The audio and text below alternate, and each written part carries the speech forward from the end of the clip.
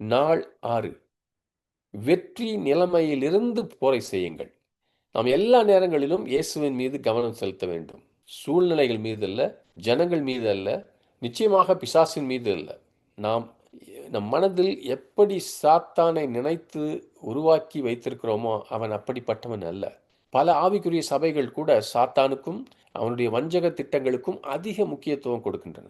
நாம் சாத்தானின் வஞ்சக திட்டங்களை அறியாதவர்கள் அல்ல என்று பவுல் சொல்லுகிறான், உண்மை.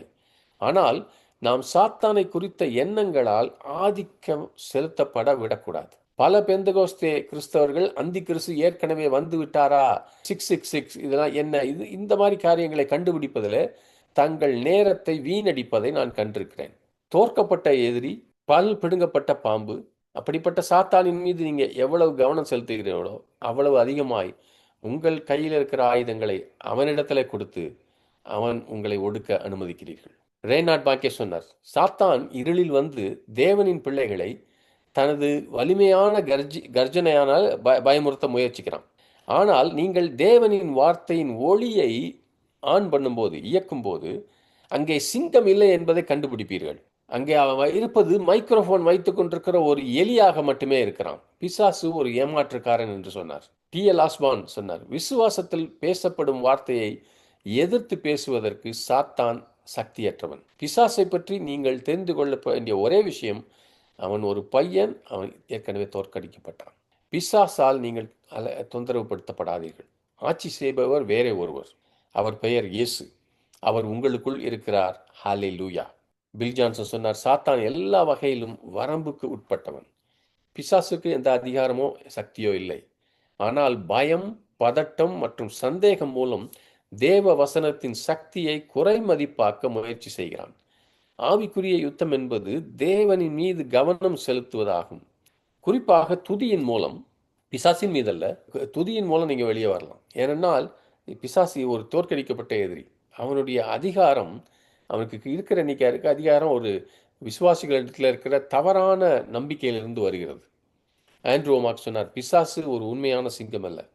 அவன் ஒரு சிங்கத்தை போல கர்ஜித்து கிறிஸ்துவின் சரீரமாகிய சபையை அச்சுறுத்த முயற்சிக்கிறான். ஆனால் உண்மை என்னவென்றால் அவன் பற்கள் பிடுங்கப்பட்டு விட்டது. இப்பொழுது அவனால் தன் ஈறுகளால் மட்டுமே உன்னை கடிக்க முடியும்.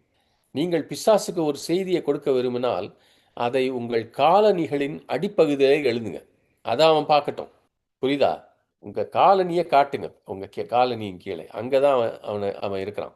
பிதாவின் வலது பக்கத்தில் அமர்ந்திருக்கும் இயேசுவை இப்பொழுது நான் உற்று நோக்கும்போது ஒரு வெற்றியாளரை காணுகிறேன். அவர் என்னில் வாழ்கிறார் என்பதை உணர்கிறேன். அப்பொழுது ஆயுதமற்ற, ஏற்கனவே தோற்கடிக்கப்பட்ட எதிரியால் நான் தோற்கடிக்கப்பட முடியாது என்று நான் அதை உற்று பார்க்கிறேன். அதற்கு பின்பு நான் ஏற்கனவே முடிவு எனக்கு தெரிந்ததினாலே ஆவிக்குரிய யுத்தத்துக்கு செல்கிறேன். உங்கள் வாழ்க்கையில் பிசாசு ஏமாற்றி நுழைய நீங்கள் அனுமதிக்காத போது, அதே நீங்கள் ஸ்டாப் பண்ணிட்டீங்கன்னா, உங்களை தாக்கவோ பயன்படுத்தவோ அவனுடைய கடைசி முயற்சியை கூட தோற்கடிச்சிட்டீங்க. முயற்சி கூட அவனால் பண்ண முடியாது.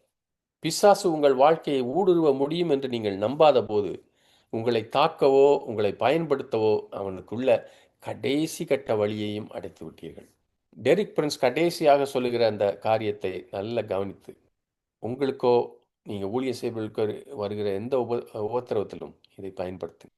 டெரிக் பிரின்ஸ் சொல்கிறார் கடைசியாக, ஒவ்வொரு ஆயுதத்தையும் பயன்படுத்துவது சாத்தான் ஏற்கனவே தோற்கடிக்கப்பட்டு விட்டான் என்ற புரிதலை பொறுத்தது. நாம் செய்ய வேண்டியதெல்லாம் கிறிஸ்துவின் வெற்றியை நிர்வகிப்பது தான். அப்படின்னா அன்றாட வாழ்க்கையில் இதன் அர்த்தம் என்ன?